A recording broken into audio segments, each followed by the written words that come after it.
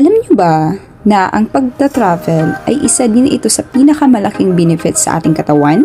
Excited ka na naman kasi maraming experience, learnings ang mapupulot mo habang ikaw ay nag-a-adventure na hindi mo minsan natutunan sa paaralan. Kaya ngayon, let's find out what are the benefits na makukuha natin during travel. So, are you ready? Tara!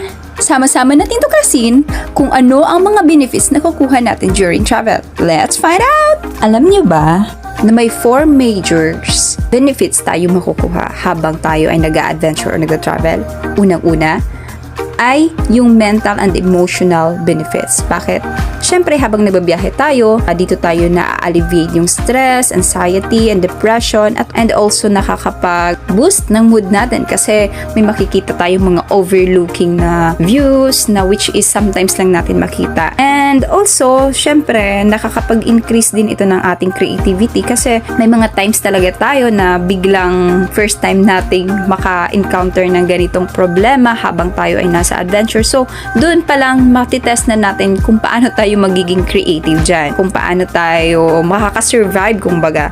And also, hindi lang yon, nakakapag-promotes ka din ng self-discovery kasi dahilan sa meron kang matututunan sa sarili mo, paano ka makakapag-build ng confidence mo, at saka kung paano ka magiging independent. Pangalawa is yung social benefits. Bakit social benefits? Kasi dito nakikita kung paano ka magkakaroon ng relasyon sa iyong kaibigan, sa iyong pamilya, at dito rin kayo nagkakaroon ng strong bonds with your family or even your friends.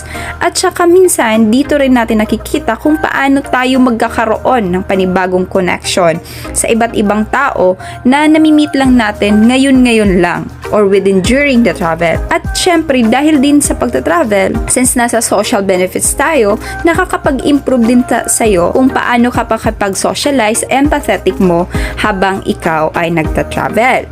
Syempre, dahil doon nakakapag-improve din ito ng iyong communication skills at doon mo nababawasan ang pagiging tolerated mo sa ibang tao.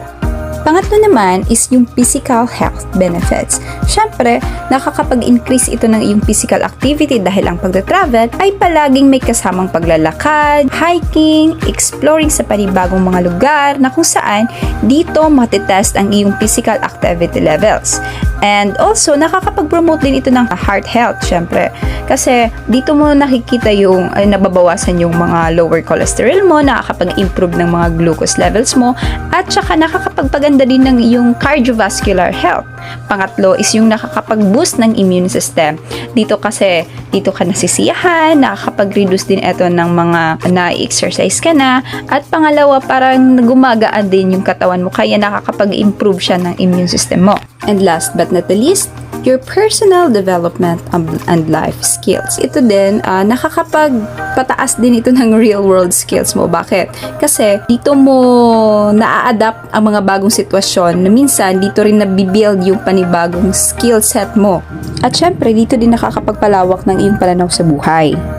Dahilan sa iba't ibang kultura ang iyong mamimit habang ikaw ay nagbabiyahe, dito mo rin mapapalawak at maiintindihan kung gaano kaganda ang mundo. Kung ikaw ay medyo pagod na sa buhay, gusto mo ng panibagong adventure, at gusto mong makomplete maging healthy ang well-being mo, then let's go to travel. Hindi naman necessary na magta-travel ka around the world as long as na meron ka lang mapupuntahan lugar na kung saan dun ka makakapag-rest, makakapag-relax, then go ahead. Walang masama kung mag-travel ka.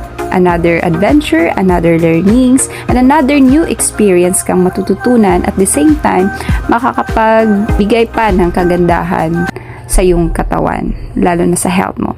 And yun lamang po. Hanggang sa susunod nating pagkikita at more trivia facts naman tayo. Paalam!